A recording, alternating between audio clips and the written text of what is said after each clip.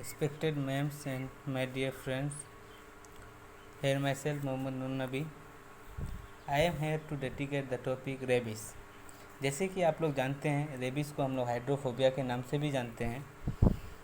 Actually क्या है ना, इस टॉपिक को हम लोग को है अच्छे से पढ़ना चाहिए, क्योंकि कोई भी डिजीज़ जो है और डिसऑर्डर जो है वो जो है एग्ज़ाम में ज़्यादा आने की चांसेस रहती है, और हम लोग को इसका सिम्टम्स, ट्रीटमेंट वगैरह सब जानना बहुत ज़रूरी है। चलिए रेबीज़ को स्टार्ट करते हैं। इस बीमारी को आप हाइड्रोफोबिया के भी नाम से जानते हैं। ये जो है दो शब्द से मिलके बना है, और एक्चुअली क्या है कि हम लोग का जो बायो में कोई शब्द माने नहीं मतलब मालूम नहीं होता है, तो उसको हम लोग को दो पार्ट में तोड़ना चाहिए। जैसे यहाँ हाइड्रो मतलब वाटर है, फोबिया मतलब डर है। हाइड्रोफोबिया डिजीज़ में जैसे हम लोग जानते हैं कि हम लोग को एक डर सा रहता है, जो वो है पानी से डर। लेकिन इसको क्या है, हम लोग थोड़ा डिटेल में थोड़ा बाद में इसका डिस्कस करेंगे। लेकिन इसका जो कॉजेटिव एजेंट है, तो उसको हम लोग जानते हैं कि ये रेब्डो वायरस से होता है, रेब्डो वायरस। और इसका इन्फेक्शन की बात किया जाए तो ये जो है इन्फेक्शन जो है इसका आपका बाइट ऑफ एनिमल से होता है। हाँ, और जैसे हम लोग जनरली जानते हैं कि हम लोग का जो बाइट्स ऑफ एनिमल है, हम लोग डॉग को जानते हैं, क्योंकि डॉग जो है आपका इंडिया में सबसे ज़्यादा मोस्ट पेट एनिमल है, और जो है सबसे ज़्यादा पाया जाता है ये डॉग, इसलिए हम लोग सिर्फ डॉग को जानते हैं। लेकिन हम लोग को और भी कुछ एनिमल्स है जिसके कारण जो है आपको रेबीज स्प्रेड हो सकता है, जैसे कैट है, फॉक्स है, रेबिट है, हाँ, बैट है। लेकिन यूके कंट्री में जो है तो वो डॉग से जो है रेबीज नहीं होता है, वहाँ एक एक्सेप्शनल है, वो है bat. One more thing is that, अगर ये जो रेबीज जो डॉग है, जो ऑलरेडी रेबीज है उसके अंदर, और वो डॉग काटने से सिर्फ नहीं काटने से ये नहीं होगा जो मतलब आपको रेबीज हो जाएगा। जैसे अगर वो ऐसा स्क्रीचिंग किया जिसमें ब्लड निकल गया, तो फिर आपको रेबीज होना तय है। इसका अगर इंक्यूबेशन पीरियड का बात करें तो जो है ये 20 डेज टू 60 डेज होता है। लेकिन जो पुरानी ट्रू माइंस है ना, उसमें 10 डेज टू 1 ईयर है, जो कि वो गलत है। हाँ, कुछ कुछ बुक में है जैसे 30 डेज टू 6 मंथ है, वो ठीक है, और ये एक्यूरेसी है। इसके बाद हम इसकी प्रोग्रेस की बात करते हैं कि ये बीमारी हमारे बॉडी में कैसे फैलती है। लेकिन एक इंटरेस्टिंग थिंग ये है कि ये जो है हमारे सेंट्रल नर्वस सिस्टम से होता है। जैसे इसको अगर आसान भाषा में बोला जाए तो ब्रेन एंड स्पाइनल कॉर्ड।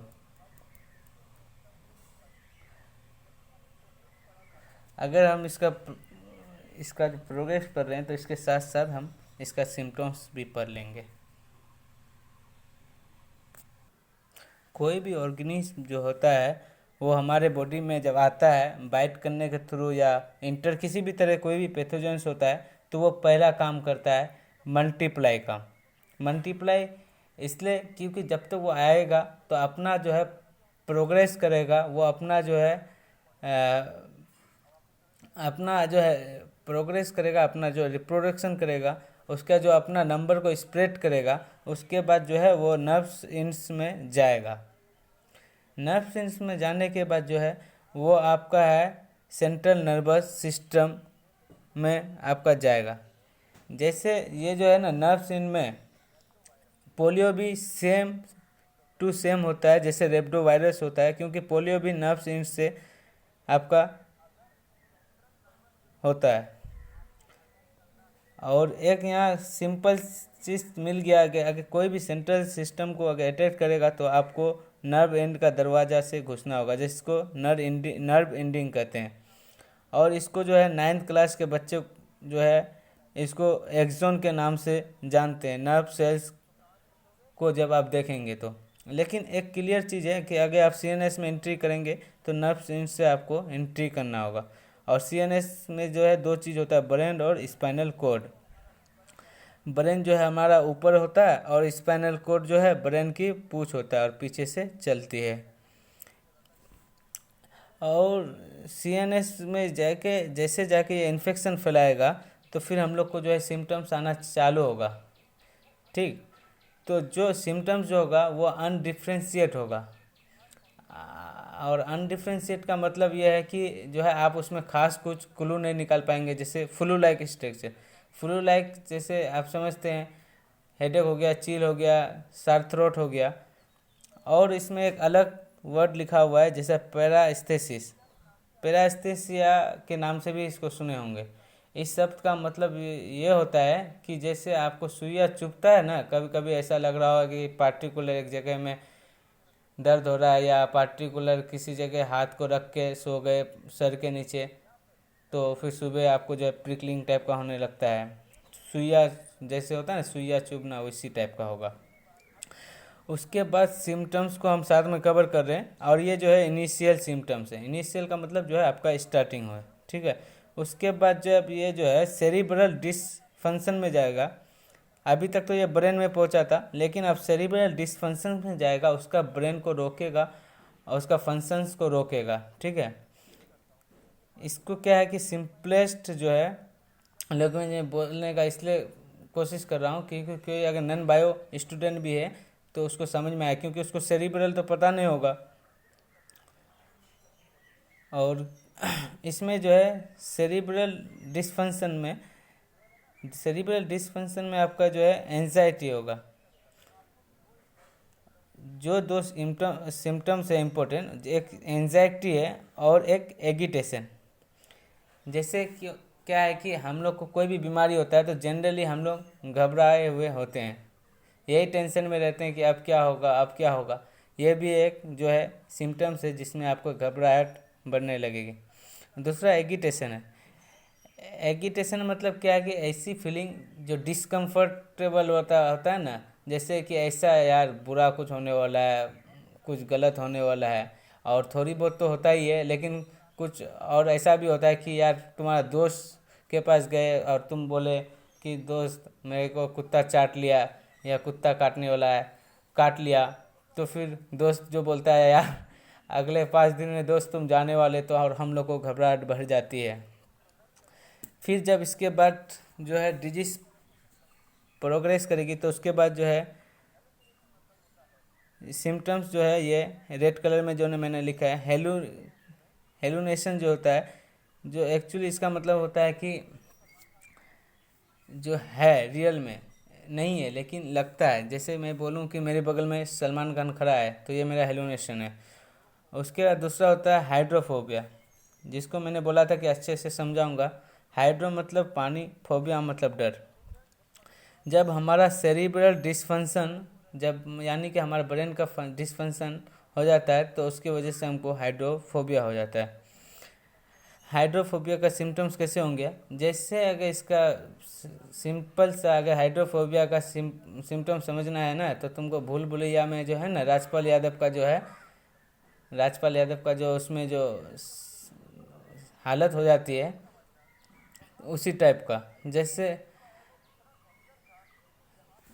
जैसे भी जो उस मूवी में ये दिखाया गया है, जैसे हाइड्रोफोबिया में राजपाल यादव को जो होता है, अक्षय कुमार जैसे पानी बोलता है तो उसका मतलब हालत ख़राब हो जाता है राजपाल यादव का। ऐसा लगता है कि अगर आप पानी पियेंगे तो आपको डूबने से या गला घोटने से मर जाएंगे। 24 आवर्स आपको एक घुटन सी महसूस होगा, घबराहट होगी, आपको नींद भी नहीं आएगी, आपको कितना भी प्यास लगी होगी लेकिन आप जो है इस पानी नहीं पीना पसंद करेंगे। ये की सिम्टम्स है, ये कैरेक्टरिस्टिक है, ये जो है रेबिस का की सिम्टम्स है।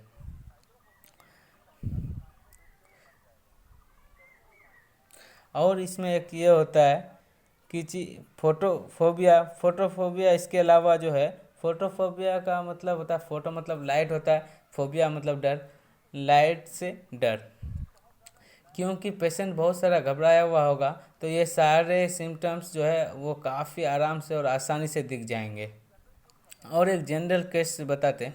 जैसे आपको गली के कुत्ते ने काट लिया है तो आप डॉक्टर के पास जाते हो, तो डॉक्टर आपको कुछ भी पूछने से पहले एक सिंपल सा सवाल पूछता है कि जाओ देख के आओ कुत्ता जिंदा है या नहीं। आप ऐसा क्यों होता है? एक्चुअली ऐसा है ना कि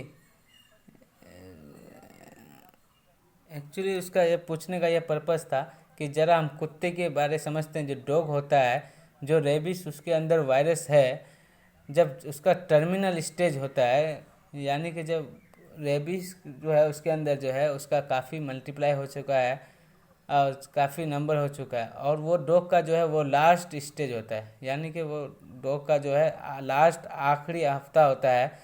तो कुत्ते को भी जो है ना आधे से ज़्यादा इनमें से सिम्टम्स होता है, जैसे एंजाइटी, एंसियस्ट होता है वो भी, जैसे जब अगर उसको टर्मिनल स्टेज ऑफ रेबिस है तो। और उसी घबराहट में, उसी इरिटेशन में वो फिर एक बाइटिंग नेचर डेवलप्ड हो जाता है। और ऐसे क्योंकि जनरली जो है कुत्ता बहुत सिंपल होता है और वो काटता नहीं है, लेकिन क्या है कि उसका लाइफ का जब आखिरी स्टेज होता है तो उसमें जो है बाइटिंग नेचर डेवलप्ड हो जाता है। इसलिए डॉक्टर बोलता है कि कुत्ते को देख के आओ, क्योंकि अगर कुत्ता जिंदा है तो उसको 8-10 दिन के लिए अपना सर्विलेंस में रखो और देखो कि कुत्ता जिंदा है। अगर कुत्ता को टर्मिनल स्टेज का रेबिस है और वो मर गया, तो ये समझ जाओ कि फिर आपकी भी डेथ निश्चित है। अभी तक तो यही है, इसलिए ये बीमारी जो है बहुत इम्पोर्टेंट है।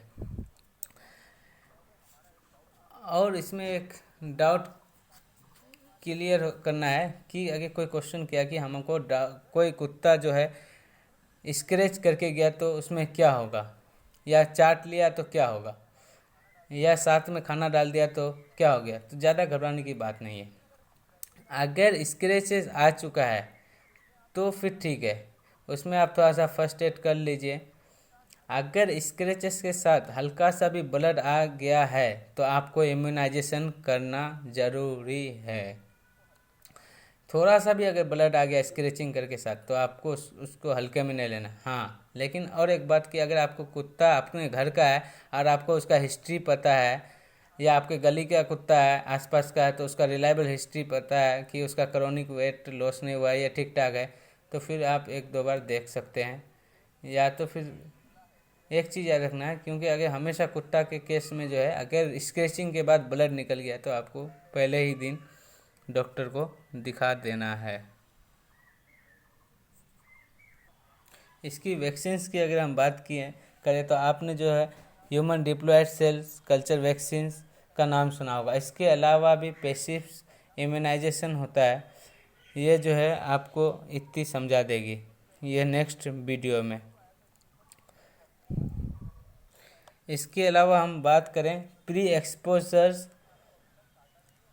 Exposure prophylaxis. इसमें मतलब ये क्या है कि आपको कुत्ते काटा नहीं है और आपके गली में 3-4 कुत्ता है और डर लगता है कि हमको हो सकता है, तो आप बीमारी होने से पहले इंजेक्शन ले सकते हैं। तो पहला दिन अगर आप 0-3 में लिए तो दूसरा जो है आपको 3rd डे में होगा, और तीसरा जो है 7th डे में लगेगा। और अगर पोस्ट एक्सपोजर हो गया तो आपको याद है कि 6 डे में होता है, 0 डे पे, 3 डे पे, 7 डे पे, 14 पे, 30 पे और 90 पे, इतना आपको इंजेक्शन लेना है। Thank you.